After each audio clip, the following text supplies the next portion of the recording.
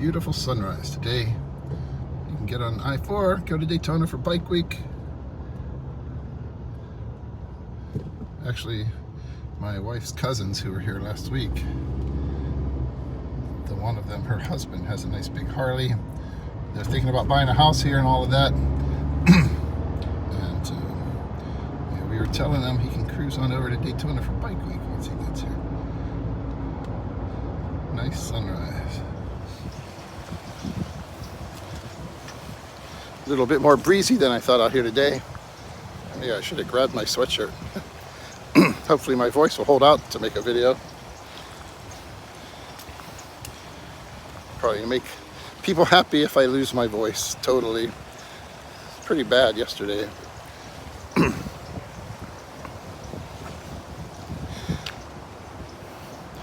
I just wanted to talk a little bit about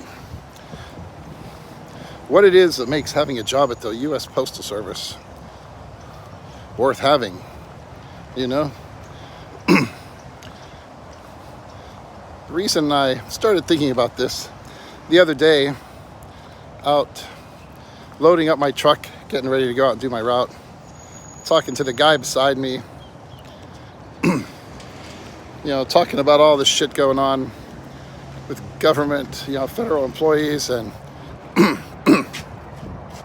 stuff people are talking about with the post office. And yeah, our one employee, the one co-worker, always talking, of course, about how we're all going to be working for Alexa pretty soon and all this kind of stuff, you know, and talking about what our liabilities are versus how much assets we have on hand and so forth.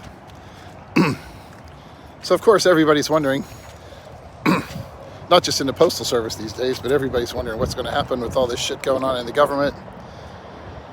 What's going to happen to people's pensions and Social Security. But this one guy, he was telling me, he's like, well, at least you are almost there, you know, in terms of retirement. You know, I got my house in the Philippines and stuff. I'll be 62 later this year. Been with the post office, you know, almost 27 years now. And that's what we were talking about with that pension. You know, that's the only thing really, one of the main things that ever made the idea of getting a job with the Postal Service attractive to me, you know? There are a lot of other jobs you can do where you can make similar money. Though, let's be honest, as much as people bitch about stuff at the post office, if you're a top level carrier and you've been there for a while, you're making pretty decent money, you know? A lot more than a lot of other people are. And you don't need a college degree to do it or anything like that. Postal Service actually gives hiring preference to people who are supposedly disabled. You know, it's like going up to your employer and say, well, you know, I'm disabled, I can't work. And then they say, well, you know what, we'll give you hiring preference. So for a lot of people, maybe it's the only place they can get a job and make good money. Especially when everybody knows that not too long after we hire them, they're going to do everything they can to make sure that they're not really working anyways, you know.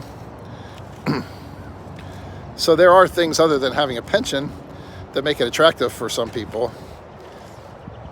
But that was always the thing that made people think, well, yeah, go get a job at the post office. I guess the three things would be, first of all, job security. As long as you're not stealing stuff or whatever, killing people, you're going to keep your job as long as you're doing your job, you know, showing up to work. I've worked with people before, went away to jail for a year and stuff, you know, DUIs or whatever. And people who ended up losing their license had to walk or ride a bicycle to work until they could get their license back and stuff. And you can do a lot of stuff, still keep your job at the post office. They'll take care of you. If you get injured, you know, somehow you can't do a certain type of work. I've seen people that were offered other kinds of jobs, you know. Maybe you won't like it, but they can, you know, I've seen people be offered work maybe on the night shift at the plant or something, or somewhere doing things in the office where they don't just out and fire you. Now maybe some of that's changing a little, it's hard to say. But the job security, making good money and benefits compared to what a lot of other people have, you're not going to find other jobs where people get the kind of sick leave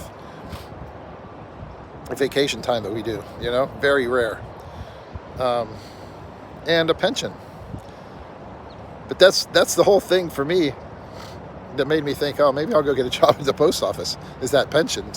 Knowing that I could go in and work down the line, 60 years old, I could have a pension. I had, you know, the savings account, the thrift savings plan. You know, I kind of abused that through the years. Did a lot of crazy stuff, blew a lot of money, you know, and of course now, you know, I built a house over in the Philippines, but for me, it was worth it. You know, that money was well spent to do that, especially considering the fact that if I had waited to do something later in my life after I'm already living over there and so forth, you know, it probably would have cost me twice as much to get it done. And in the meantime, we're taking care of our family over there. And with all of that said and done, still, especially if I can hold on for a few more years at the post office, between what I'm getting from Social Security and a pension and everything, should be doing pretty well. Certainly for living in the Philippines or somewhere like that. But everybody's worried about whether or not, you know, people are going to come in and take away that security. You know, you work all your life for stuff, work hard, give so much of your life to the Postal Service, knowing that you're going to have that pension and everything, and knowing you've got the Social Security, all these people out here working for this stuff, and then you never know when it's going to get ripped away. If it's up to a lot of these multi-billionaires who don't want to pay taxes on all their money and who think that that's the primary mission in life, to make sure that they don't have to pay taxes and have us worship them as being job creators or some shit, who knows? Who knows what any of us is going to have? Might just all be working the gig economy until we die, you know? But that's what the friend of mine was saying that I work with. He's like, well, at least you know, you're almost there. Where there he is. 25 more years on his mortgage. Living paycheck to paycheck. I'm not sure exactly how long he's been with the post office. I'm going to say I was still doing a lot of acting supervisor stuff when he started. And I haven't really done much of that at all, really, for about 8 years, you know. So he's probably been around like, I don't know, 9-10 years probably. So I'm not sure exactly what he's making and all of that. But that's what he was saying. If they're going to not have the pension and everything, he might as well go and get a job working with his wife or something for $17 an hour. Instead of going out walking around in the hot sun and everything. But these are things that are weighing on a lot of people's minds at the post office right now. A lot of anxiety. And this whole thing with the contract didn't help. Personally, I was hoping it would get approved, even though we all know it was, you know, a shit contract compared to what the price of living has done for us. By now, you know, we'd have that couple more bucks an hour or whatever coming in on our paycheck every week. Be getting our back pay pretty soon. And now with it going to arbitration, who knows what we'll get. I hope all these people who think that they we're going to get like a 30-40% raise or something like Boeing or the dock workers aren't seriously expecting they're going to get that out of arbitration. I hope we don't get it, you know, end up getting something worse from arbitration. We'll find out. But there's a lot of anxiety right now. I mean, even back when I first started at the post office, there was all the talk, we're going to 5-day work week and everything, and this and that. I don't think the post office is going to die anytime soon, the way some people fear. But a lot of stress and worry for a lot of people. Because the only thing that made getting a job at the post office more attractive than a lot of these other jobs that you could get was the pension, you know. That's the thing that you count on when you start working for the post office. Somewhere down the line, after you've got 30 years in or something, have that pension and get your Social Security. And even if you don't have a ton of savings, you know, you should still be able to do okay. You know, even if I retired, had my pension, Social Security coming in, if I wanted to, I could go ahead and get a job making up to like $23,000 a year or whatever and not have it impact my Social Security. Do some little thing. I'm hoping not to do that when I retire. My plan is, if everything still holds together, you know, money-wise, spend most of my time in the Philippines, or at least, I don't know, half of it or something anyways, you know, and see what happens. You know, see what happens too with my wife and her career and things she wants to do down the road. Maybe, I know her cousins have some pretty cool business stuff going on, making a ton of money right now with the business opportunities that they are working on. And I don't know, who knows what kind of stuff my wife may end up getting involved with in the future.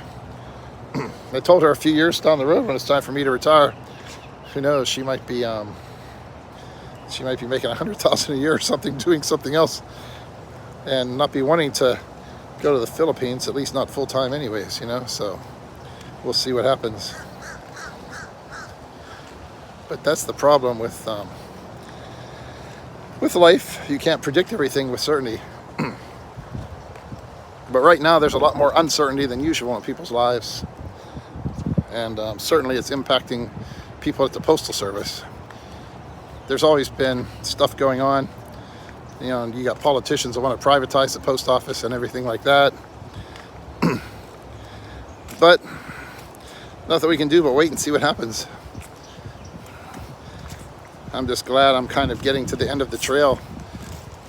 So my main concern is it's not new trucks and all of that. It's making sure that they don't screw up my pension and rob me of that, you know. I really don't want to have to work until the day I die. I don't mind working, but I like to do stuff that I want to do and not have to feel the pressure of, oh, I have to go out like a lot of these older people are doing, and you know, doing DoorDash and shit just to try and survive and barely have a subsistence, you know. But that's my cheery thinking this morning. Hopefully for all of my fellow USPS employees, things will stay good for a while. Certainly I'd like for it to last for a long time, you know. I got a lot of friends and coworkers who still have a long ways to go. But life changes, and certainly corporations and the way we do things changes. When the Postal Service started, they were the only game in town, you know. And with everything being done online these days, and basically everybody else just being package delivery people, it's a changing world. Like I say, for me personally, from a selfish point of view, I'm just hoping that the pensions don't get screwed up. Because to me, that was the one thing that made me say, okay, I'm going to go get a job with the post office. It was just the thought of having that pension down the line.